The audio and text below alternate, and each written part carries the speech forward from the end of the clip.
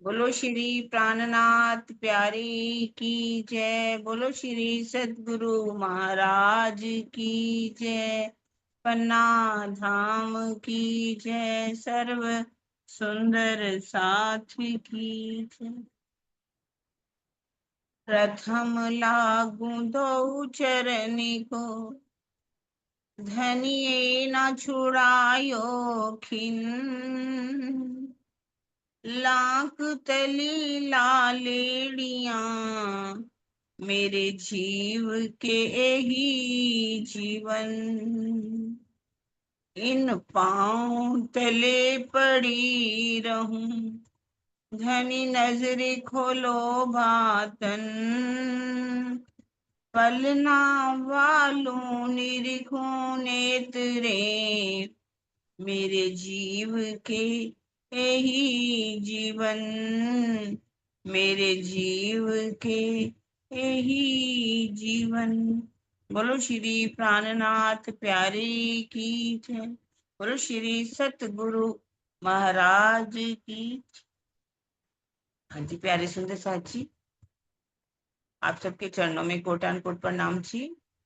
अब हम शुरू कर रहे हैं सिंधी टीका प्रकरण 11 छुपाई नंबर 13। कल पढ़ी थी लेकिन हम उसको दोबारा फिर से रिपीट करेंगे। ऊपर थोड़ा सहूर चल रहा है, सब मिल करके करेंगे। प्रणाम जी सबको। हाँ जी दीदी, ये आप ले लो ना इस चुपई को। अरे आप पढ़ो तो। अच्छा। जेरे हुक्म पट खोलिया, जेरे हुक्म पट खोलिया, ता द्रंजा खुदी जे गुने। नाता कुंजी दिनाऊ हत आसिक, सा मासूक विछोड़ो की सहेब। हे धनी, यदि मैं आपके हुक्म के बिना ही माया के पर्दे को हटा देती हूँ, तो मैं खुदी का दोष लगने का डर है। अब यहीं पे अटक गई थी मैं। अन्यथा आपने हम आत्माओं के हाथ में जो तारतम वाणी रूपी कुंजी दे रखी है, उसे पाकर हम आपका वियोग कैसे सहन कर सकते हैं।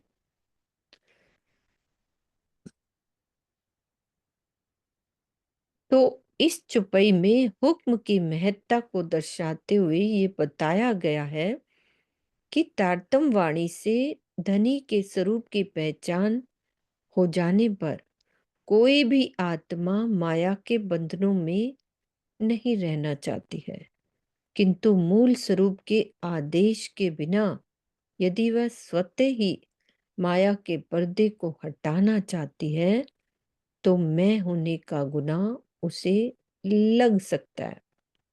क्योंकि जब उसका अपना कुछ भी व्यक्तिगत अस्तित्व नहीं है, तो उसे अपने प्राण प्रीतम की मेहर पर विश्वास रखकर उतावला नहीं होना चाहिए था।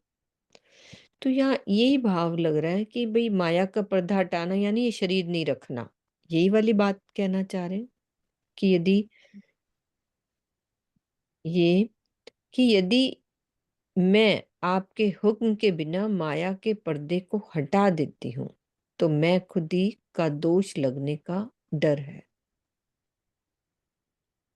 इसमें सब अपना अपना विचार देंगे, लेकिन जो मेरे अभी अभी भी कुछ बात समझ में आई पढ़ के, क्योंकि मैं पढ़ ही नहीं पाई है ना। तो ये बात है कि हम कहें कि कोई भी काम करते हैं, जैसे मैंने ये कर दिया, मैंने ये कर दिया, मैंने अपनी माया का पर्दा हटा दिया। जैसे कि हम एक छुपाई भी कर बोलते हैं ना, मारया क्या काढ़या क्या क्या हो जुदा ए यही मैं खुद ही टले तो बाकी रहा खुदा। कि मैंने अपनी मैं को मार दिया, मैंने अपने अंदर की माया के पर्दे को हटा दिया, मैंने चितवनी कर ली, मैंने ये कर लिया। कुछ भी हम अगर अपनी मैं खुद ही लेकर के करते हैं, तो ये हमारे ऊपर मैं खुदी का दोष लग जाता है। यदि हर बात को हम ये लेकर के कहें कि हे धामधनी, आपके हुक्म के बिना मैं इस पर्दे को नहीं हटा सकी, मैं आपके बिना चितवन नहीं कर सकती, मैं आपके हुक्म के बिना दर्शन भी नहीं कर सकती, क्योंकि तारतम तारतम कुंजी तो आपने हमें दे ही दी है। और तारतम कुंजी से हमें सारी बात मैं खुदी की पहचान जो है, खिलवत ग्रंथ भी हमने पढ़ा, तो मैं खुदी की हमें पहचान होगी। जहां तक मैंने देखा, बड़े महाराज जी की भी तक हम पढ़ते हैं, तो बड़े महाराज जी कभी भी उन्होंने अगर किसी को आशीर्वाद भी दिया ना, वो क्या कहते थे? सतगुरु महाराज करेंगे, सतगुरु महाराज करेंगे, सतगुरु महाराज करेंगे। कभी उन्होंने अपने ऊपर लेकर के कहा कि मैं तुम्हें आशीर्वाद देता हूँ, जा तुम्हारा ये काम हो जाए, जा तुम्हारा। वो क्या कहते थे हर बात को कि महाराज जी ही करेंगे, सतगुरु महाराज ही करेंगे। पूरी प्रेम का चांद पढ़ लो, जब बड़े महाराज जी की भी तक पढ़ लो, उन्होंने कहीं भी, जितने भी परमहंस आज भी हम देख रहे हैं, वो हमेशा कहते हैं राजी करेंगे, राजी सब कुछ अच्छा करें, अपने ऊपर मैं खुद ही नहीं लेती। यदि हम किसी बात के लिए भी अपने ऊपर लेकर के करते हैं, तो ये मैं खुद ही लगने का डर हमारे ऊपर लगता ही है। हमें राज्य की मेहर को समझना चाहिए। जो भी कुछ हम कर पाते हैं, वो राज्य की मेहर के बिना नहीं कर पाते। राज्य की मेहर को हमें कभी भी नहीं छोड़ना चाहिए कि आ, हम मतलब कह रहे हैं कि मैंने कर लिया, मैंने कर लिया। मेरी मैं जो है, यही मैं खुद ही हमारे ऊपर बहुत बड़ा दोष है। तो हमें इस मैं खुदी से बचना चाहिए, मैं खुदी को नहीं लेना। राज्य की मेहर के तले रह करके ही हम कुछ भी कर सकते हैं, चाहे दर्शन हो, चाहे हाँ कुछ भी हो। तारतवानी की से द्वारा हमें इस बात की तो पहचान हो ही गई है कि हमें अपने ऊपर मैं खुदी को नहीं लेना। कुछ और भी कोई सुंदर साथ, मेरे को हाँ पता नहीं, कुछ समझ हाँ में जी यहाँ वेरी, दीदी इसको मैं पूरा हाँ जी पढ़ती वेरी हूँ। ख्याल रखो अपना। पूरा पढ़ा हाँ नहीं क्या? हाँ जी। नहीं नहीं, अभी इसका अर्थ है शीतल दीदी, 2 मिनट ये वाला हाँ पढ़ लेती जी हूँ, फिर आप बोलना, ठीक है? ये मैं दोबारा इसका भावार्थ पढ़ रही हूँ, इतना मेरे को जो दिल में आया, दोबारा अर्थ पढ़ के फिर, हाँ दीदी ने जो समझाया समझ में आ गई वो वाली बात। तो क्या कहना चाह रहे हैं मैं शेयर करती हूँ दोबारा से, 1 सेकेंड। हाँ कर दिया मैंने शेयर। भावार्थ से पढ़ दो ना। हाँ भावार्थ में पढ़ रही हूँ कि इस चौपाई में हुक्म की महत्ता को दर्शाते हुए ये बताया गया है कि तारतम वाणी से धनी के स्वरूप की पहचान हो जाने पर कोई भी आत्मा माया के बंधनों में नहीं रहना चाहती, ठीक है? किंतु मूल स्वरूप के आदेश के बिना यदि वह स्वतः ही माया के पर्दे को हटाना चाहती है, तो मैं होने का गुनाह उसे लग जा लग सकता है, क्योंकि जब उसका अपना कुछ भी व्यक्तिगत अस्तित्व नहीं है, तो उसे अपने प्राण प्रीतम की मेहर पर विश्वास रखकर उतावला नहीं होना चाहिए था, हाँ जी ठीक है? किंतु इसका अर्थ ये कदापि नहीं लेना चाहिए कि हमें माया के पर्दे को हटाने के लिए कोई प्रयास ही नहीं करना है। प्रयास अवश्य करना है, किंतु प्रेम में डूबकर केवल ज्ञान और विश्वास के आधार पर ही माया का पर्दा नहीं हट सकता। गुनाह अवश्य लग जाएगा, क्योंकि इस स्थिति में स्वयं के अस्तित्व का भान रहेगा। इश्क में डूब जाने पर स्वयं की अस्तित्वहीनता माया के पर्दे को हटाकर धनी का दीदार भी करा देती है और दोष लगने से भी बचा देती है। आगे की चौपाइयों में यही बात दर्शाई गई है। ठीक है, समझ में आ गई और भी बात। हाँ जी और अपना। क्लियर हुई है ना? चलिए, एक बारी किरण दीदी आप अपनी बात कंप्लीट करो, फिर शीतल दीदी बोलेंगे। हाँ इसके बाद भी बहुत अच्छी बात कि मतलब हम हर बात को ये भी नहीं चुपचाप बैठ जाएं कि हम कुछ करने का प्रयत्न ही ना करें, हम चितवनी ना करें, हम वाणी को ना फैलाएं, जहाँ हम दीदार करने की कोशिश ही ना करें, तो हम सोचे कि धनी का हुक्म ही नहीं है। क्योंकि हर बात को यदि हम हुक्म के ऊपर डाल देंगे, तो तब भी काम नहीं चलेगा। हर बात को हुक्म के ऊपर नहीं टालना, हमें हर चीज का प्रयत्न तो करना ही करना पड़ेगा। यदि हम चितवनी करते हैं या कुछ भी करते हैं, यदि हमारे अंदर प्रेम है, हम प्रेम में डूब गए, हम प्रेम में डूब करके कुछ कर रहे हैं, तो हमें हुक्म की जरूरत नहीं पड़ती। क्योंकि फिर हुक्म हुक्म के ऊपर दोष वाली बात नहीं लगेगी। क्योंकि यदि प्रेम में डूब गए, तो हमारे अंदर राज्य का प्रेम आया तो राज्य का हुक्म आया। हुक्म तभी आ जाता है यदि हम प्रेम में डूब जाते हैं। जो भी काम करें, तो प्रेम में डूब कर करने पर कोई भी दोष नहीं लगेगा कि हमारे ऊपर कोई दोष आ गए धनी के हुक्म का। पर यदि प्रेम में डूब करके नहीं करते, ज्ञान राज्य और के, उससे कार्य करते हैं। हाँ, तो हमारे ऊपर मैं खुद ही का दोष लगता है। हम मतलब राज्य का हुक्म, ये नहीं कहेंगे कि राज्य का हुक्म होगा तो करेंगे, हुक्म होगा। राज्य की प्रेरणा ही है कि हम अगर प्रेम में डूब गए, प्रेम में डूब करके हमने जो भी कुछ किया, कुछ भी किया प्रेम में डूब करके, तो इसमें दोष नहीं है। इसमें हम नहीं कह सकते कि राज्य का हुक्म हुआ तो मैंने चितवनी की, तो ये हुआ तो राज्य के बात के ऊपर नहीं लेंगे। तो कहने का उनका मतलब है कि जो भी काम करो, प्रेम है आपके अंदर, तो दोष नहीं लगेगा। ये बात मुझे समझ में आती है। मेन तो चितवनी के ऊपर दिया ना बाद में कुछ दीदी भी, कोई इन्होंने। भी कार्य आप करते हो, वाणी पढ़ते हो, मंथन कर रहे हो, आपको आपके राज्य चर्चा करवा रहे हैं, आपसे कुछ भी करवा रहे हैं, हर काम राज्य के प्रेम में डूब करके ही करना है। हम्म। तो आपके ऊपर मैं खुदी का दोष नहीं लगेगा। तो आप अगर हुक्म की बात में नहीं करते तो भी बात चल जाएगी कि राज्य का हम्म। हुक्म हो गया तो मैंने किया। मैं प्रेम में डूब करके गया तो ये राज्य का हुक्म ही तो है। हाँ जी, और ठीक। भी हाँ जी शीतल दोष दीदी नहीं आगे लगेगा। बढ़ो। हम्म। देव प्रणाम जी। वैसे तो दीदी ने सब कुछ बता ही दिया। बाकी थोड़ी सी जो मुझे समझ इतना ये भी आया है कि जी इसमें इंद्रावती सखी जी कह रहे हैं कि हमें तारतम वाणी से राज्य की पूर्ण पहचान हो गई। राज्य की पूर्ण पहचान हो गई यानी हमें पूरा इल्म मिल गया, ज्ञान हो गया। और उस इल्म से हमें ईमान भी पक्का हो गया। ईमान पूरी तरह दृढ़ ईमान हो गया हमारा। ईमान कायम है, हमें इल्म भी पूरा है। लेकिन उसके बाद अगर हम ये चाहें कि हम एक हठ से धनी का दीदार कर पाए, वो नहीं हो सकता। हठ से कई बार कहते हैं कि मैं तो अब धनी का दीदार करके ही रहूंगी, मतलब उसमें अगर हम इस बात का हठ करते हैं, तो धनी का दीदार तो बिना प्रेम के हो ही नहीं सकता। और प्रेम राज्य के हुक्म के बिना आ नहीं सकता। चाहे इल्म भी उसके हुक्म के बिना नहीं है, ईमान भी उनके हुक्म के बिना नहीं है, लेकिन कहीं ना कहीं ये दोनों हम वाणी पढ़ने के बाद आ जाते हैं। इल्म हमें मिल जाता है, ईमान कायम हो जाता है। लेकिन जो हम दीदार की बात करें, वो इश्क के बिना नहीं हो सकता।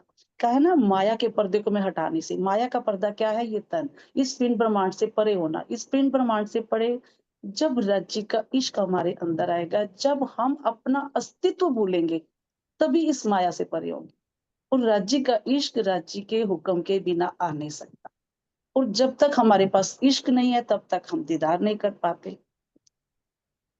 जब तक हमारे पास इश्क नहीं है तो दीदार कैसे हो सकता? हम सिर्फ इल्म से दीदार नहीं कर पाएंगे, हम सिर्फ ईमान से दीदार नहीं कर पाएंगे।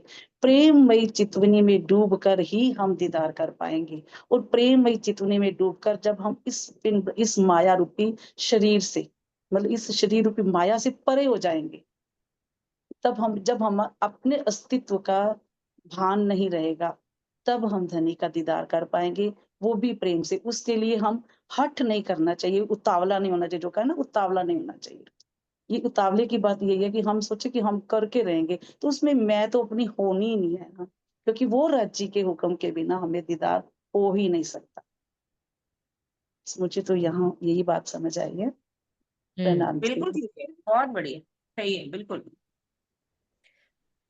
तो दीदी मेरे दिल में ये आ रहा था कि ये जो माया के पर्दे हटाने की बात कही है ना, कि यदि मैं आपके हुक्म के बिना ही माया के पर्दे को हटा देती हूँ, मतलब हम इस शरीर को जैसे होता है ना जिद से कि नहीं, मुझे हटाना है, ये सब तो हटाना ही है, कि अब राज्य की पहचान हो गई और हम चितवनी ना करें और शरीर को हटा दें मतलब, तो फिर तो ये दोष लग जाएगा, है ना?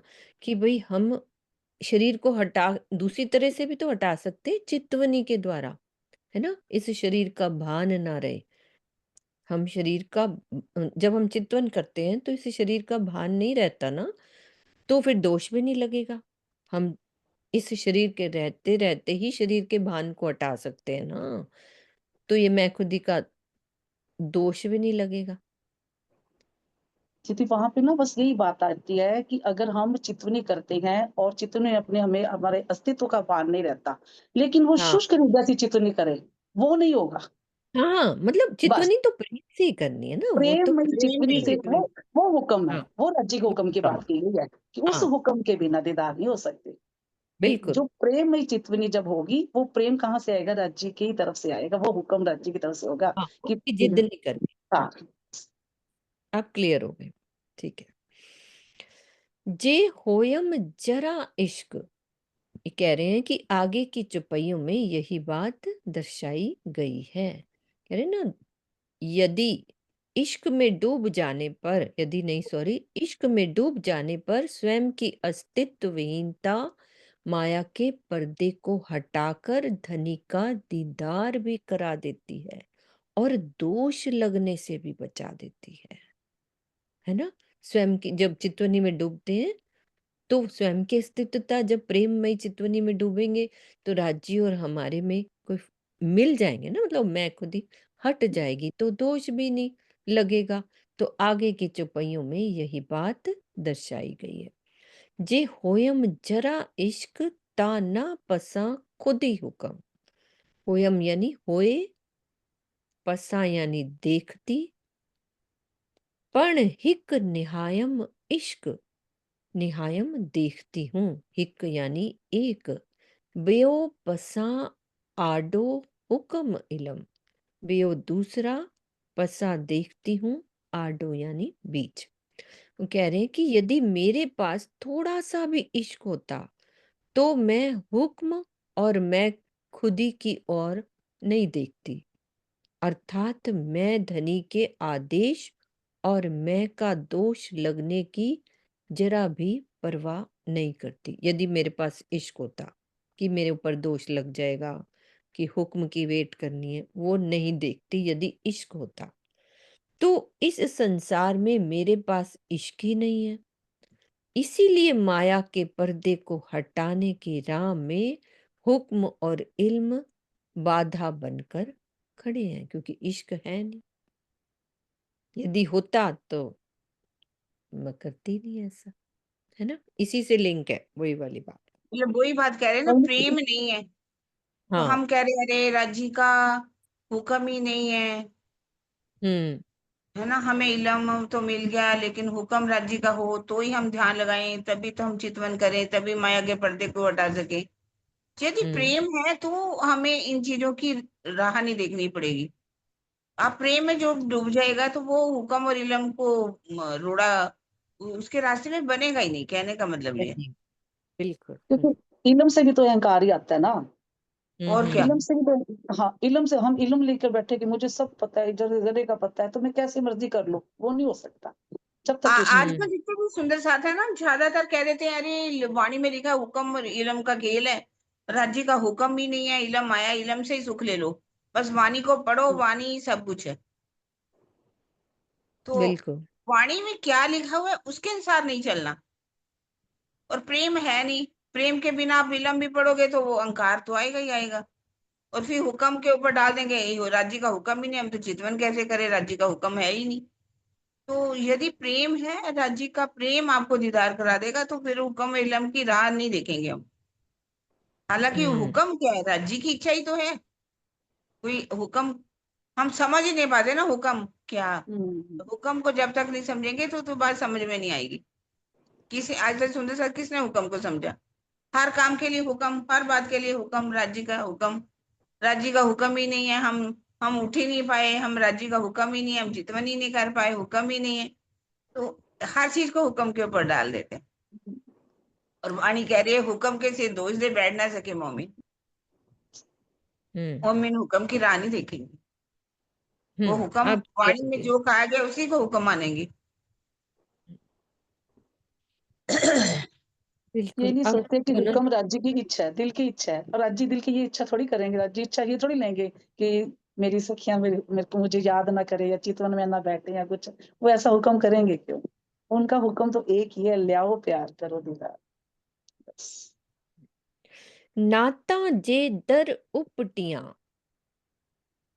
पसण धनी रहमान, नाता नहीं तो जो द्वार खोलकर, दर यानी द्वार, उपटियां खोलकर, पसण देखिए रहमान मेहरबान, धनी मेहरबान, की निहारियां वाट हुक्म जी, क्यों देखूं रास्ता हुक्म जी यानी आज्ञा की, धनी डिन्नी कुंजी पहचान, धनी प्रीतम ने दिया चाबी, डिन्नी यानी दिया, कुंजी यानी चाबी, पहचान यानी पहचान। अन्यथा परमधाम का दरवाजा खोलकर मेहर के सागर अपने प्रीतम का दीदार हम क्यों नहीं कर लेती। ऊपर से लिंक देखते हैं, ये चुपई का लिंक होता है ना। यदि मेरे पास थोड़ा सा भी इश्क होता तो मैं हुक्म और मैं खुदी की ओर नहीं देखती, अर्थात मैं धनी के आदेश और मैं का दोष लगने की जरा भी परवाह नहीं करती।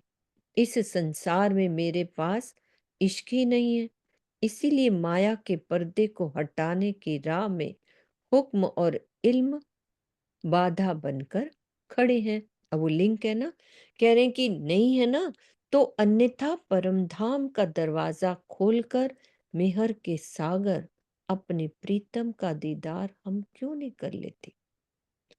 जब श्री राजी ने तारतम वाणी से अपनी पहचान करा दी है तो हम हुक्म की राह क्यों देखें, प्रतीक्षा क्यों करें।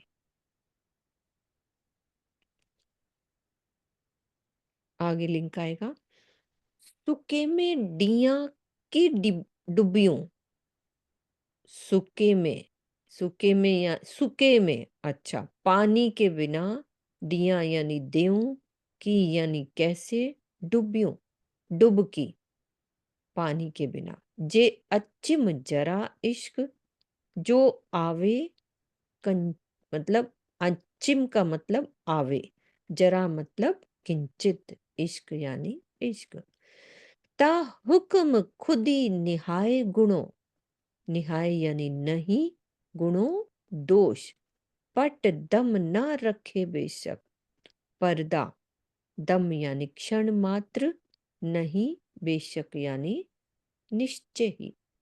यदि मेरे पास थोड़ा सा भी इश्क आ जाता तो मैं बिना जल वाले इस भव सागर में गोते क्यों खाती, अर्थात डूबती उतराती क्यों रहती, भटकती क्यों रहती, डूबती उतराती। इश्क आ जाने पर तो मेरे और धनी के बीच में एक पल के लिए भी माया का पर्दा नहीं रहता, और हुक्म के कारण मेरे ऊपर मैं खुदी का दोष भी नहीं लगता। ऊपर से लेकर ये लिंक है, अब क्लियर हो गई है। इस चौपाई का कथन सांकेत, हाँ हमारे लिए ना, ये सांकेतिक रूप से हम सुंदर साथ के लिए श्री महामती जी के धाम हृदय में इश्क भी विद्यमान है, और वो बिना जल वाले इस भव सागर में भटक भी नहीं रही हैं, तो हम भटक रहे हैं। इस चौपाई में तो स्वयं के प्रति कथन करके सुंदर साथ को वास्तविक रहस्य का बोध कराया गया है। इश्क मंगा ता गुणों, मांगती हूं, मंगा यानी मांगती हूं, तो गुणों यानी गुनाह है, खुदी पण गुनेगार, खुदी अहमपना से, पण यानी भी, गुनेगार दोषित हूं, हुक्म इलम जे निहारिया, हुक्म आज्ञा से इलम ज्ञान को जो देखती हूँ, निहारिया यानी देखती हूँ। ता आऊं बंदिश बिन्नी पार, बंदिश यानी बंद गई, आऊं यानी माँ, बिन्नी यानी दोनों, पार यानी तरफ से। यदि मैं धनी से इश्क मांगती हूँ तो दोष लगता है। वो कह रही भाई इश्क है नहीं तो मैं दरबार कैसे आऊं। कह रही इश्क मांगती हूं तो दोष लगता है। और यदि मैं अपने अस्तित्व मैं का भाव रखती हूं तो भी गुनाह होता है। जब मैं हुक्म और इल्म की ओर देखती हूँ तो स्वयं को दोनों ओर से बंधी हुई पाती हूँ। तो इस चौपाई में दोनों ओर से बंधने का भाव ये है कि जब श्री इंद्रावती जी माया का पर्दा हटाने के लिए इश्क चाहती हैं तो भी गुनाह लगता है, क्योंकि स्वलीला अद्वैत में लीला विहार करने वाली ब्रह्मंगना अपने अलग अस्तित्व की कल्पना कैसे कर रही है। यदि बिना इश्क के वो माया का पर्दा हटाती है तो भी हुक्म और इल्म के कारण मैं का दोष लगता है। चौपाई 13 में इस तथ्य की व्याख्या की जा चुकी है, जो अपन ने अभी चौपाई करी ना 13 वाली।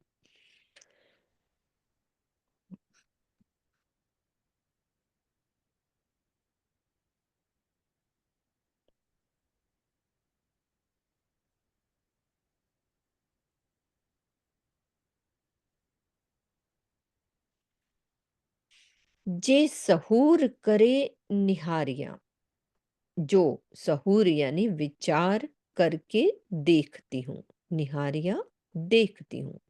ता खुदी मंगण तरे हुक्म, मंगण यानी मांगो, तरे यानी नीचे, हुक्म यानी आज्ञा से।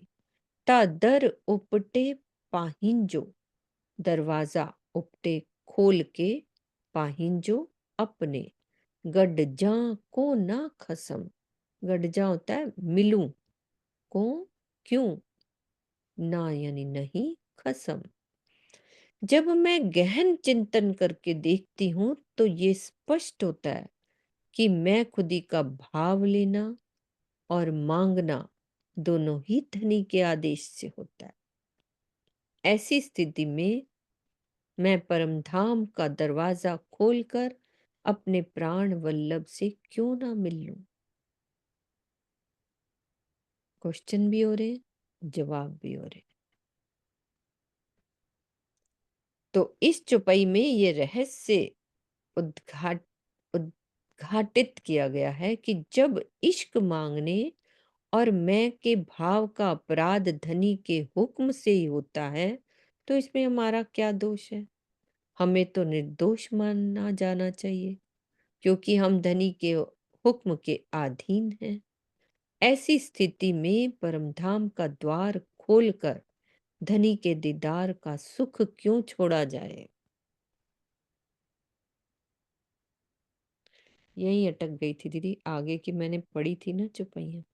इस चौपाई में ना महत्ता हुक्म को महत्ता दे दी गई कि अगर मैं मांग रही हूँ तो भी मैं धनी के हुक्म से ही मांग रही हूँ, मतलब मेरी इसमें मैं नहीं है। इश्क मांग रही है और मैं का भाव भी अगर मेरे अंदर आ रहा है तो ये क्या धनी के हुक्म से ही हो रहा है, इसमें हमारा कोई दोष नहीं है। हम निर्दोष हैं क्योंकि हम आपके हुक्म के अधीन हैं।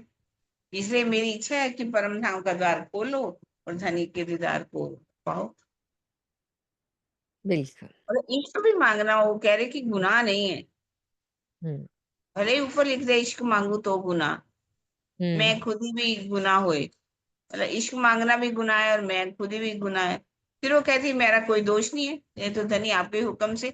अब क्योंकि अगला प्रकरण नहीं हुक्म की पहचान है तो हुक्म के ऊपर सारी बात डाली जा रही है, हम्म इसलिए कहते हैं मैं परम धाम का द्वार खोलूं और धनी के दीदार को लूं, धनी के दीदार का सुख जैसे होता है क्यों छोड़ूं। प्रेम भरी, जैसे आमने सामने बैठ प्रेम के हाँ, बातें होती है ना, वो चल रहा है संवाद राज्य से। हम्म। ठीक है। खुदी गुणों हुक्मे, दोष हुक्मे आज्ञा। खुदी यानी अहमपना, घुरा कुछा हुक्म, घुरा यानी मांगती हूँ, कुछा बोलती हूँ। पट लाइयां या जे करियां, पट लाइयां या जे करियां, लाइयां उतारती हूँ, जे यानी जो, करियां यानी करती हूँ। सब हुक्मे चयो इलम, संपूर्ण, सब यानी संपूर्ण, आज्ञा से हुक्म, चयो यानी कहा, इलम यानी ज्ञान ने। तो क्या कह रहे हैं, हे धनी, आपकी तारतम वाणी यही कहती है कि मैं खुदी का अपराध भी आपके आदेश से ही होता है। मेरा मांगना या बोलना भी आपके हुक्म से ही बंधा हुआ है। मैं माया का पर्दा हटाऊं या कुछ भी करूं, सब में आपके हुक्म की ही लीला है। अब वो जैसे होता है ना, नहीं राज्य आप ही के हाथ में, अब जो भी करूं सब आपके हाथ। हित खुदी न गुणों के सिर, यहाँ गुणों यानी दोष, के सिर यानी किसके ऊपर। दर उपट या ढक, खोलो या ढको, द्वार खोलिए या बंद रखिए। पस पिरी या रांद के, पस देखिए प्रीतम को, या रांद के यानी या खेल को, या प्रीतम को देखो या खेल को देखो। आखिर ई चोए इलम हक, आखिर यानी अंत में, ई यानी ऐसे, चोए कहता है, हक यानी धनी का। इलम अंतोतगत्वा, सारी बातें हो गई। अंतोतगत्वा धनी का तारतम ज्ञान यही कहता है कि यहाँ पर मैं खुदी के गुनाह का दोष किसी के भी सिर पर नहीं है। चाहे तुम परम धाम का दरवाजा खोलो या बंद रखो, प्रीतम की ओर देखो या खेल की तरफ देखो।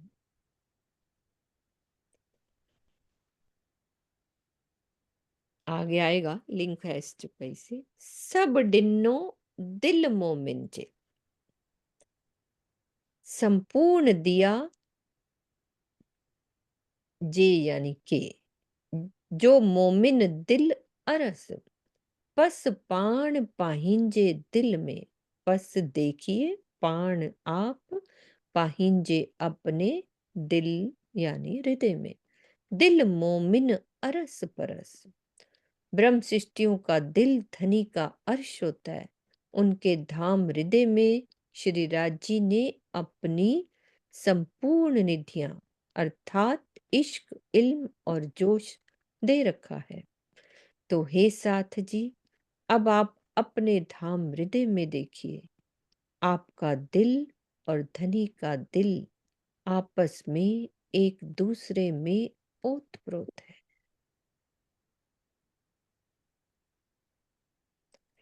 ब्रह्मवाणी सहित संसार के समस्त धर्म ग्रंथों का यही आशय है कि बाहर भटकने की अपेक्षा अपनी आत्मा के धाम हृदय में ही प्रीतम को खोजना चाहिए, जहां वो अपनी संपूर्ण निधियों सहित विराजमान है।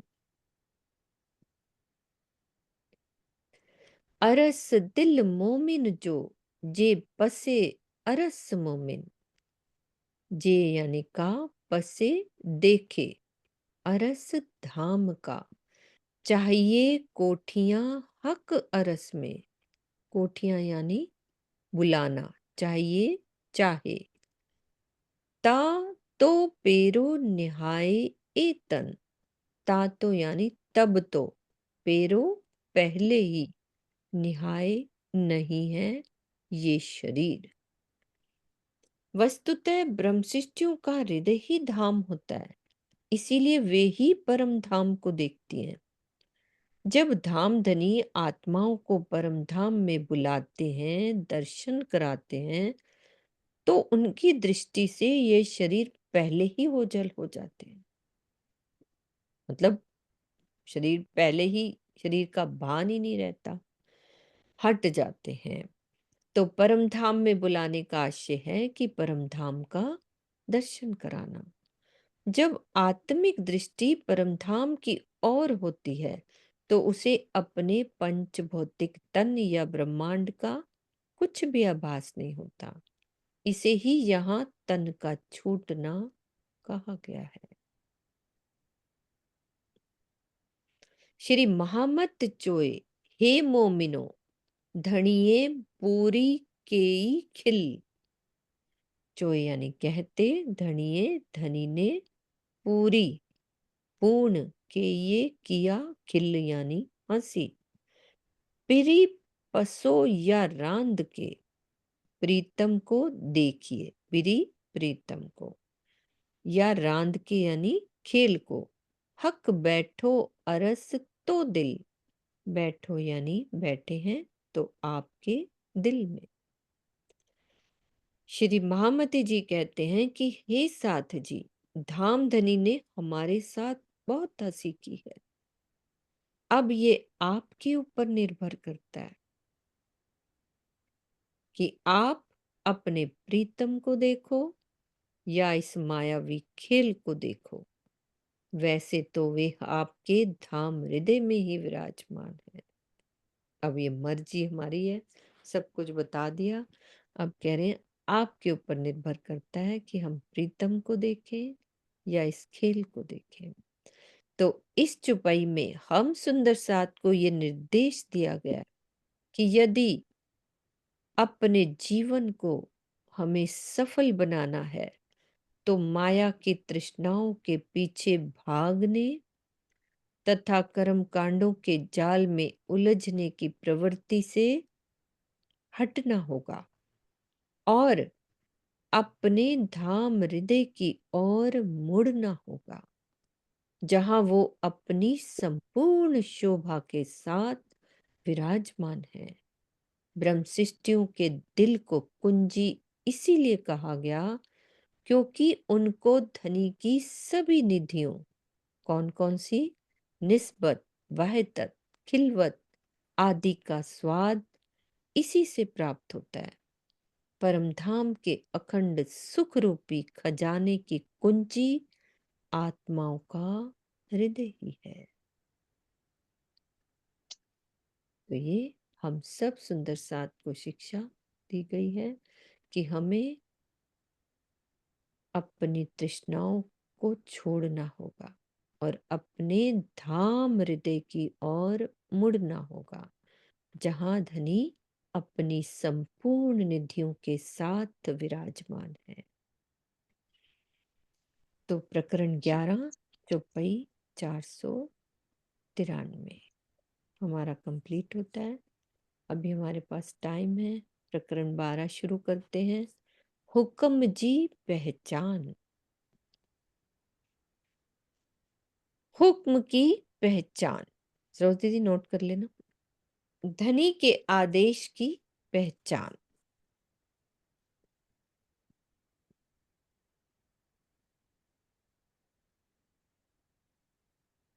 हक को काम कछु और नहीं, देवे रूहों लाड लज्जत।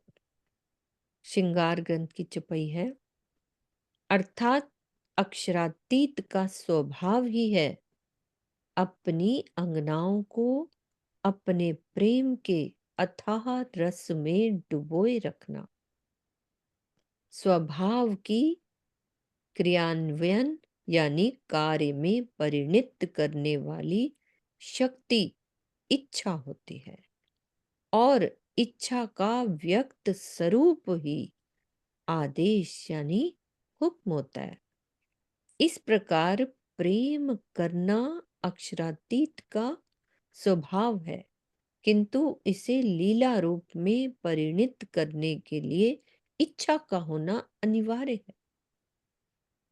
वही इच्छा इस सत्तात्मक ब्रह्मांड के शब्दों में यानी सत्ता के ब्रह्मांड के शब्दों में आदेश या हुक्म का स्वरूप धारण कर लेती है। इसे खिलवत ग्रंथ के शब्दों में इस प्रकार कहा गया है। हके किया हुक्म वतन में, सो उपजत अंग असल। जैसा देखत सुपन में, ए जो बरतत इत नकल। कहे लदुन्नी भोम तले की, हक बैठे खिलावत। तैसा इत होता गया, जैसा हजूर हुक्म करत। तो इस प्रकरण में हुक्म के ऊपर विस्तृत विवेचना की गई है। तो ये चौपाइयों का वर्णन कर दो। और कोई सुंदर साथ भी बोलना चाहे तो हैंड रेस करो। ये वाली चौपाई का बोल सकते हैं, ये चौपाई इजी है। सुनीता दीदी बैठी है, सुनीता दीदी बोल दो।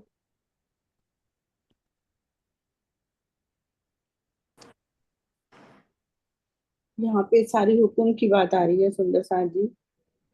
हके किया हुक्म वतन में, सो उपजत अंग असल। कि राजी महाराज ने हुक्म कहाँ किया है, क्योंकि खेल हम कहाँ देख रहे हैं, परम धाम में ही बैठे हुए। इधर शोर है थोड़ा सुंदर साथ जी, नहीं शोर कोई है। बात नहीं, ऐसा कुछ नहीं, बोलो। हाँ जी। तो खेल हमारा कहाँ पे चल रहा है, राज्य के दिल रूपी पर्दे पर। तो परम धाम में ये खेल हो रहा है, तो हुक्म भी कहाँ होगा, वहीं पर। हके किया हुक्म वतन में, राजी महाराज ने हुक्म कहाँ किया, वतन में। सो उपजत अंग असल, और वो जो वहां पे हमारी पर आत्म बैठी है, उसके अंग में भी वही चीज आ गई। और तैसा जैसा देखा सुपन में, ए जो बरतत इतना कल। और जो परात्म के दिल में आता है, वैसा ही सुपने के इस ब्रह्मांड में आत्म के ऊपर भी वही चीज आ जाती है, ये जो बरतत इतना कल। और वो वैसा ही यहाँ पर जो नकल का तन है, वो वैसा ही करता है। कह लुदन्नी भोम तले की, ये तारतम वाणी कहती है कि हक हमें कहाँ बैठकर ये खेल दिखा रहे हैं, भूम तले में, मतलब मूल मिलावे में बैठ के ये खेल दिखा रहे हैं। तैसा हित होता गया, जैसा हजूर हुक्म करत।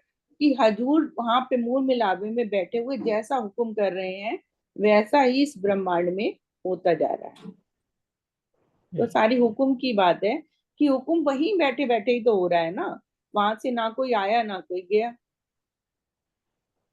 पहले तो दीदी ये समझाया कि हुक्म कहते किसको हाँ, है, वो कि हुक्म की की बताया कि इच्छा दिल है। की इच्छा ही है ना धनी के। और धनी को क्या है कि दे में रूहो लाड लज्जत। तो खेल भी तो लाड लज्जत देने के लिए ही तो बना है ना। धनी ने जो खेल बनाया है अपनी, मतलब लाड, और लाड का ही तो खेल है, और लज्जत देने के लिए बनाया है। और उसको क्रियान्वित करने के लिए दिल में इच्छा लेनी पड़ती है, और उस इच्छा को ही हुक्म कह देते हैं इस ब्रह्मांड में। तो हुक्म जो वहां पे राजी ने महाराज किया, राजी महाराज ने वहीं बैठे जो हुक्म किया, और वहां पे जो चीज पर आत्म के दिल में आएगी, वो ही यहाँ आत्मा के दिल में आएगी। अब राजी के दिल में तो खाली लाड लज्जत ही है देना, तो वही चीज यहाँ पे परात्म के दिल में भी वही बात है, और यहाँ आत्मा के दिल में भी। बस फर्क इतना है कि यहाँ पर आकर इस ब्रह्मांड में हम उसको हुक्म को और तरह से घटा लेते हैं। जैसे अभी दीदी भी कह रही थी, हर बात पे हम हुक्म को ही ले लेते हैं कि भाई शेरे नहीं उठ पाए तो भी राज्य का हुक्म, चितवन में नहीं बैठ पाए तो भी राज्य का हुक्म। होता सब कुछ हुक्म से ही है। लेकिन साथ में ये चौपाई भी तो बोल रहे हैं, हुक्म है क्या, हुक्म के सिर दोष दे बैठ न सके मोमिन। कि हर काम हुक्म पे ही नहीं छोड़ा जा सकता।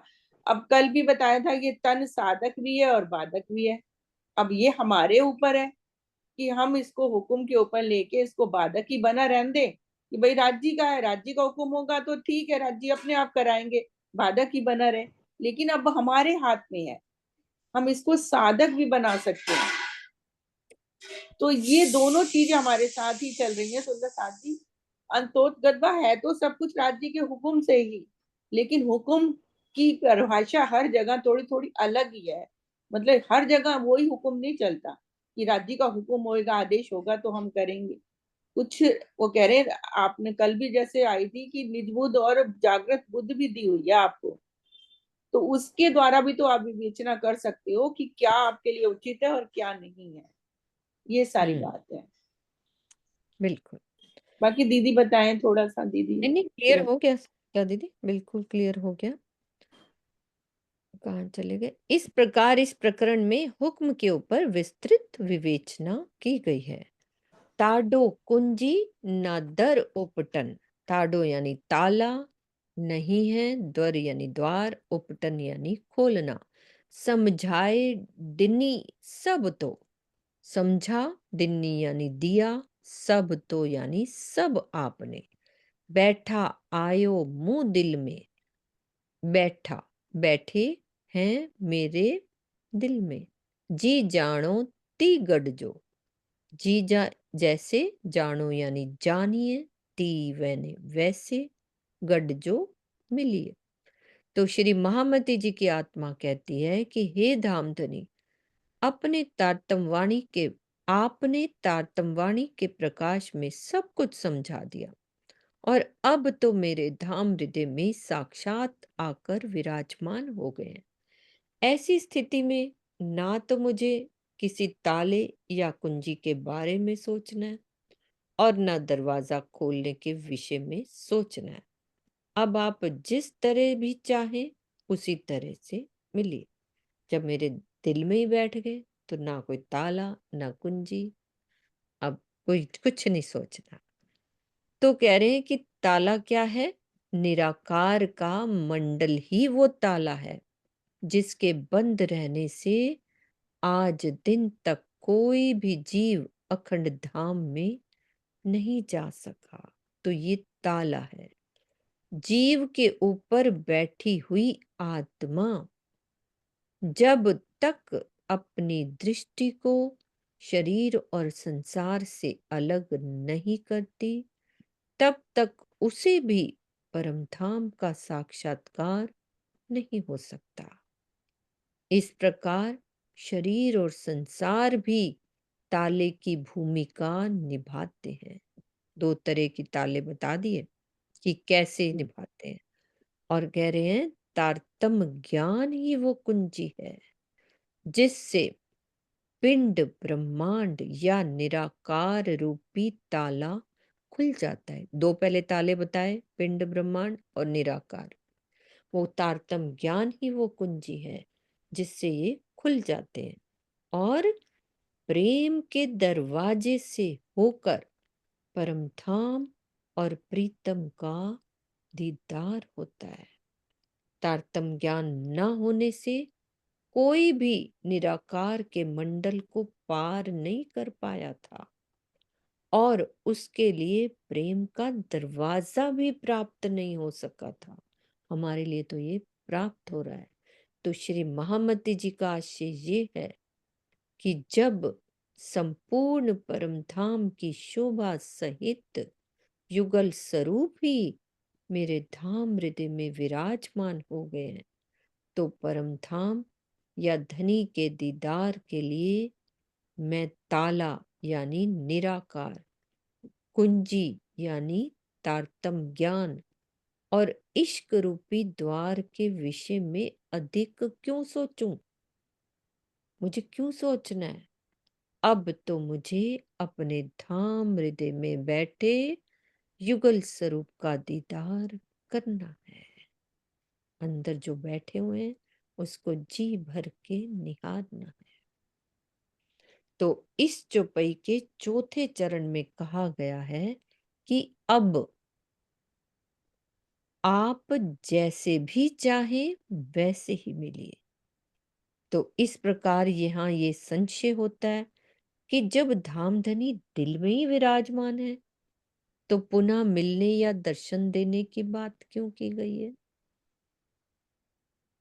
क्या जवाब है कि इसके समाधान में यही कहा जा सकता है कि विक्रम संवत 1712 में सतगुरु धनी श्री देवचंद्र जी के धाम गमन के पश्चात ही युगल स्वरूप श्री महाराज जी के अंदर विराजमान हो गए थे, किंतु उन्हें उनकी जानकारी नहीं थी। कब हुई? विक्रम संवत 1715 में विरहा में 6 मास तड़पने के पश्चात युगल स्वरूप ने उन्हें दीदार दिया और उन्हें बोध कराकर उनके धाम हृदय में पुनः विराजमान हो गए। तो वर्तमान काल में सभी सुंदर सात की वही स्थिति है जो विक्रम संवत 1712 से पहले श्री महाराज जी की थी। मेन बात, परात्म के दिल में संपूर्ण परम धाम सहित युगल स्वरूप विद्यमान है। उसकी प्रतिबिंब स्वरूपा आत्मा के भी धाम हृदय में संपूर्ण परम धाम सहित युगल स्वरूप विद्यमान होते हैं। किंतु जिस प्रकार किसी दर्पण के ऊपर मोटे कागज का टुकड़ा रख देने पर अपना प्रतिबिंब नहीं दिखाई पड़ता, उसी प्रकार आत्मा को भी अपने धाम हृदय में विराजमान युगल स्वरूप सहित परम धाम की अनुभूति तब तक नहीं होती जब तक उसकी दृष्टि इस शरीर पर, जीव पर होती है और वो संसार से परे होकर प्रेम में नहीं डूबती जब तक। तो प्रेम अग्नि द्वारा, प्रेमाग्नि द्वारा आत्मा के धाम हृदय रूपी दर्पण के ऊपर का आवरण हटता जाता है और उसे अपने ही धाम हृदय में अपनी परात्म युगल स्वरूप तथा परम धाम के सभी पक्ष दिखाई देने लगते हैं। सुंदर झांझ जी एक एक शब्द से यदि नजर हटी तो समझ में नहीं आएगा। सही बात। ये एक एक मतलब पूरा एक टक यदि हम ध्यान लगाकर सुनते रहेंगे ना इतनी तो बहुत पूरी अच्छे से वाणी का ये सार है, देखो पूरी वाणी का जो उद्देश्य है ना, जो सार है ये है सार। तो अभी पूरा खत्म नहीं हुआ।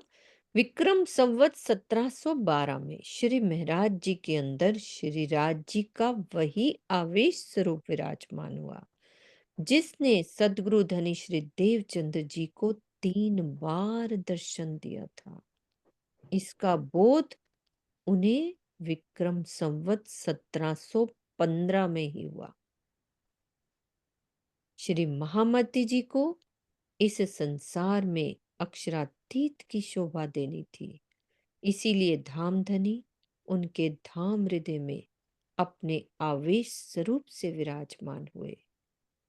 अन्य सभी आत्माओं के अंदर वो प्रतिबिंब रूप से ही विराजमान है और अपनी अपनी करनी रहनी के अनुसार सबके दिल को उतनी अनुभूति होती है।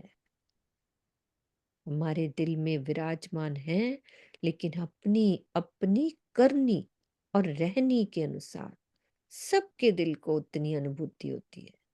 वर्तमान समय में धनी अपने आवेश स्वरूप से श्री महामती जी के धाम हृदय में ही विराजमान है और अन्य आत्माओं के साथ धनी के जोश की लीला होती है। तो ये बड़ी गहरी गहरी बात हुई है, समझ में आई है, बहुत चिंतन करने वाली बात है।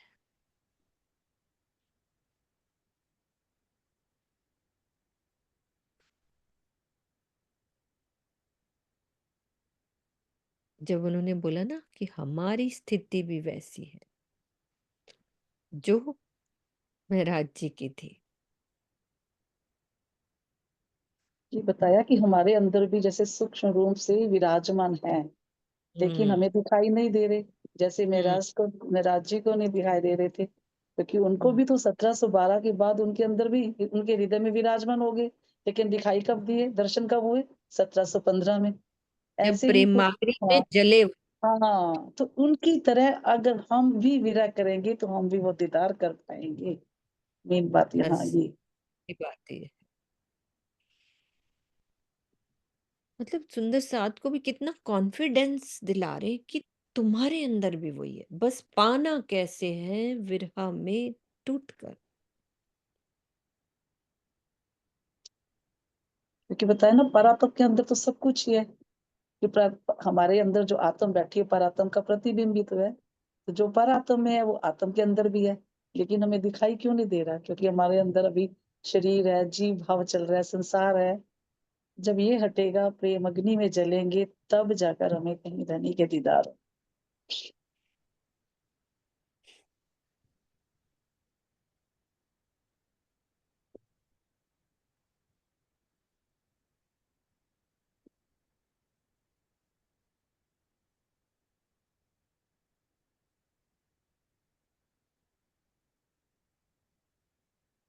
ये भी बताया ना कि आवेश रूप में स्वरूप में विराजमान हो, श्री महामती जी के हृदय में हो, और बाकियों के साथ जोश की लीला हो। विक्रम संवत 1712 में श्री महराज जी के अंदर श्री राज जी का वही आवेश स्वरूप विराजमान हुआ जिसने सदगुरु धनी श्री देवचंद्र जी को 3 बार दर्शन दिया था। इसका बोध उन्हें विक्रम संवत 1715 में ही हुआ, है 15 ना? में हफ्सा में गए थे ना, हफ्सा में गए ना, वही मोटी बात। 1712 में धनी देवचंद्र जी का धाम गमन हुआ था, उसके बाद रामगमन। मतलब हम्म, बिल्कुल क्लियर होगी। अब मेन ये बात है, अपनी अपनी करनी रहनी के अनुसार सब के दिल को उसकी अनुभूति होती है। अन्य आत्माओं के साथ धनी के जोश की लीला होती है। तो आगे की चौपाइयों में ये आएगा, अपन यही चौपाई को दोहराते हैं क्योंकि गहरी बात है। इतना ही आत्मचिंतन करें।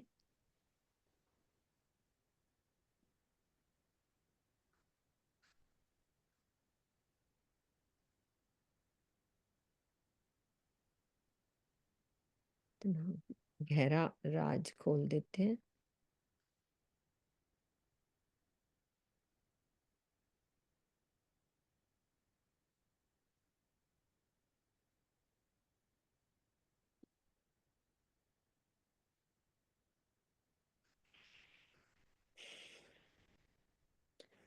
चौपाई दोहराते हैं। ताडो कुंजी ना दर उपटन, समझाए डिनी सब तो, बैठा आयो मुंह दिल में, जी जानो ती गढ़ जो, जी जानो ती गढ़ जो। बोलो श्री प्राणनाथ प्यारे की जय, सतगुरु महाराज की जय। प्रकरण प्रणाम। कितनी थी मैंने?